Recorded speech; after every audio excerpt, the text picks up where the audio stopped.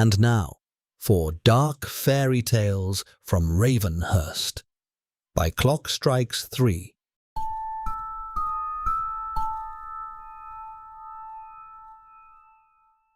In Ravenhurst, there are certain dreams that should not be left unfinished, because in Ravenhurst, a dream, once given shape, does not always die simply because its maker has turned away from it. Some dreams flourish, some dreams sour, and some, if left hungry long enough, learn how to feed. This is the tale of Vincent and the clock that ate tomorrow. Once upon a time, a boy named Vincent Bellweather was born in Liverpool, England.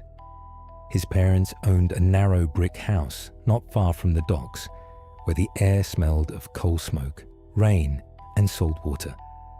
His father was a well-respected clockmaker, known for his steady hands and his refusal to tolerate shoddy workmanship. From him, Vincent learned the craft. By 12, he could repair a pocket watch. By 16, he could mend clocks no one else cared to bother with. By 18, he had begun sketching plans for something stranger than anything his father had ever made. He called it the Astrarium. It was meant to be a clock, but not only that. It would be a mechanical masterpiece of brass rings, moonstone glass, silver gears, and tiny painted planets moving around a central light. It would mark the hours, the tides, the seasons, and the path of the moon and planets across the heavens. Vincent loved imagining it finished.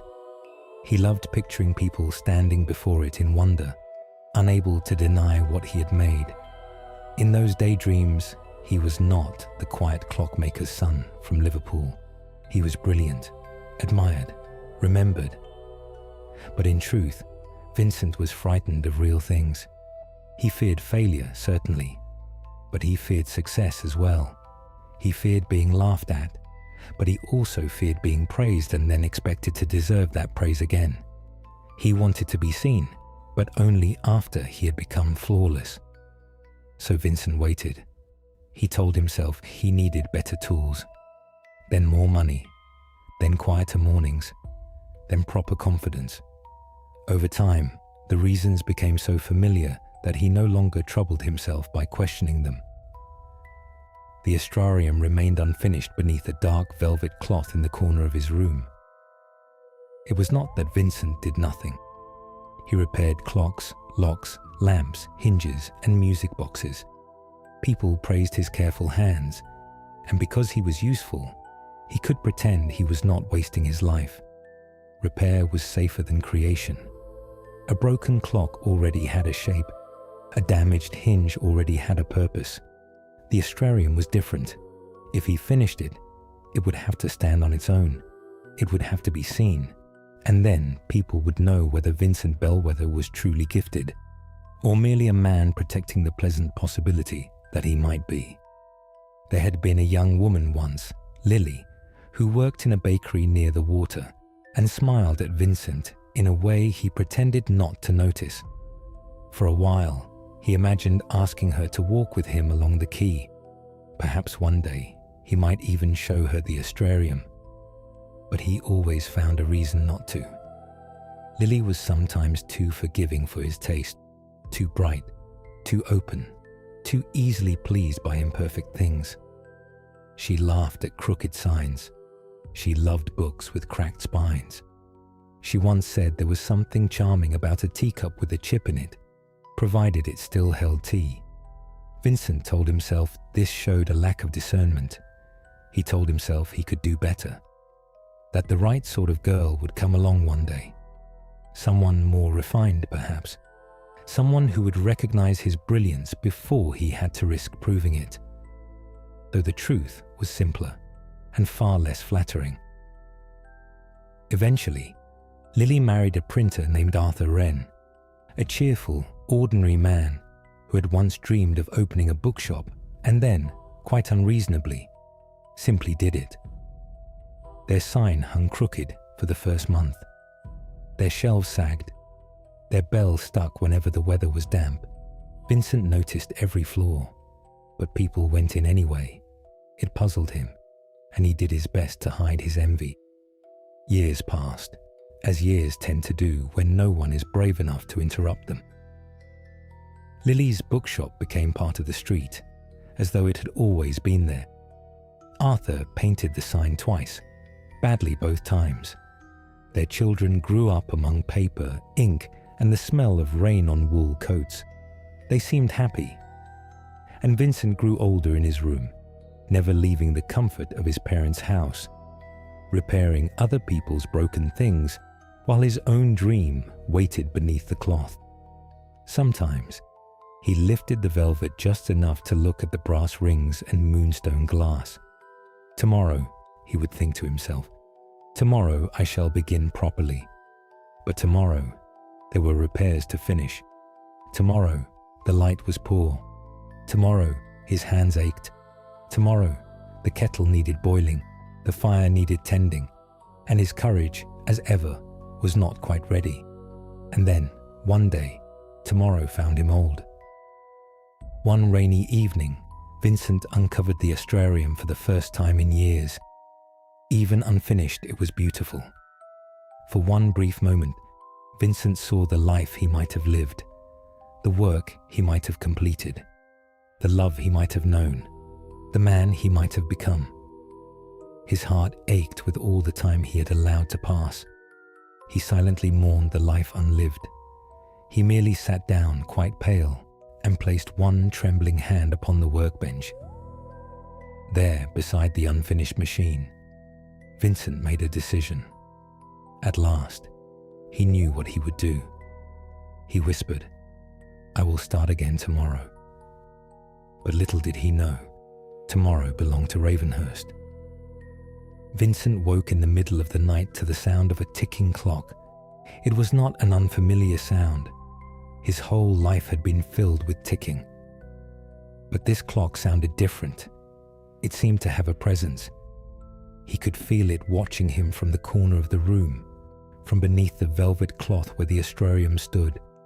Fearful but curious, Vincent rose from bed and crossed the floor.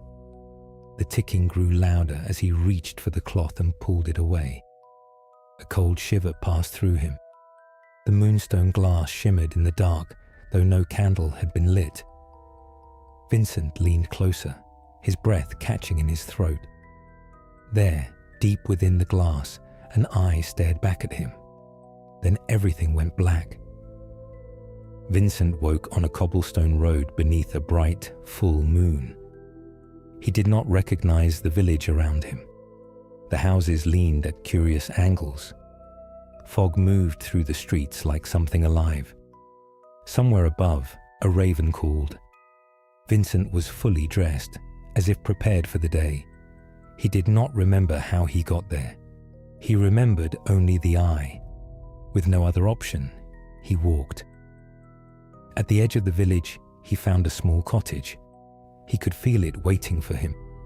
Warm light glowed behind its windows. Smoke curled from the chimney. The door opened before he touched it. Inside was a workshop better than any he had ever seen. Polished tools, clean benches, brass plates. There were drawers upon drawers of parts, each labelled in a careful hand, and every instrument had been laid out with the sort of order Vincent had always promised himself he would achieve once life became less troublesome. Vincent stood in the doorway, his mouth slightly open in wonder. This was his dream workshop. He stepped inside slowly, examining everything with a curious blend of amazement and unease. What could this mean? Was someone making sport of him? Then he heard it, the ticking, the Astrarium. The sound came from a large cupboard at the back of the workshop. Vincent approached and placed one trembling hand against the door. Inside, he could hear gears turning, chains rattling, and metal shifting softly in the dark. Vincent opened the cupboard, and there stood the Astrarium, larger than what he had been working on, and absolutely extravagant. Its brass rings turned in perfect circles. Its moonstone planets glowed with coal blue fire. Tiny stars drifted behind the glass like trapped sparks. It was even better than Vincent had imagined. But at its center was a face that was never part of his design. Not entirely human. A small face made of shadow, brass, and pale blue light. One bright eye. One empty socket. A mouth that clicked when it moved. Vincent could not breathe. It's time. The Astrarium's rings began to turn faster. The workshop door slammed shut, and Vincent stumbled back as the machine opened its mouth.